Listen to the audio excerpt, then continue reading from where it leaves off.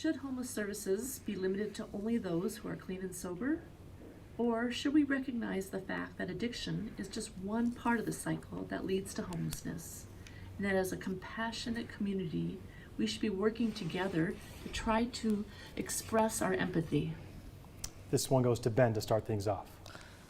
So when I grew up, I went to St. Anne's Church, and one of the lessons Father Gino at St. Anne's taught me was we had an El Salvadorian family that had the opportunity to get shelter in our church basement.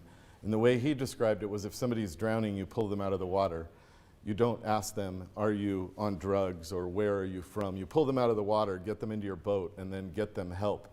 And that's my belief, that you have to first provide the shelter and the food and then offer help. And that's the case management inside our system.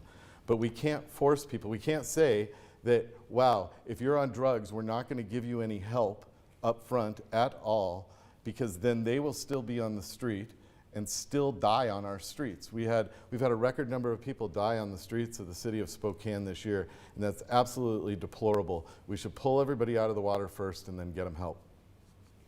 Well, and we are a very compassionate community, but I think what we need to start talking about is what effective compassion looks like.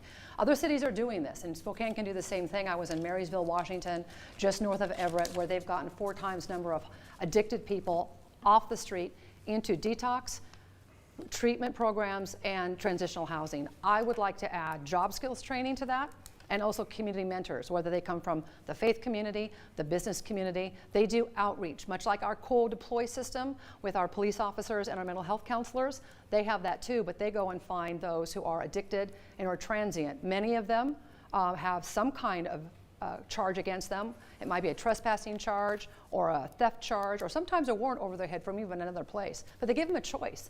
They say, we don't want you in our jails, but if you are willing to get treatment, we're not going to send you to jail. And they usher them through, shepherd them through this incredible program that I know Spokane can do, but it takes a collaborative effort. We have to identify all those services, create that network with all of our neighboring partners.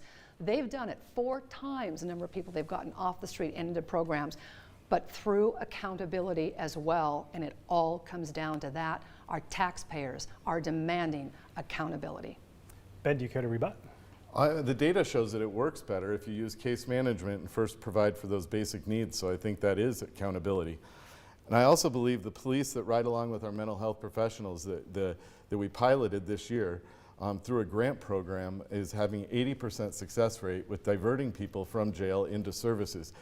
But that program is only able to continue because of the public safety levy, providing the permanent funding for the officers. So again, we're supporting a program but saying we don't know how to fund it. I actually, on the ground, funded that program permanently.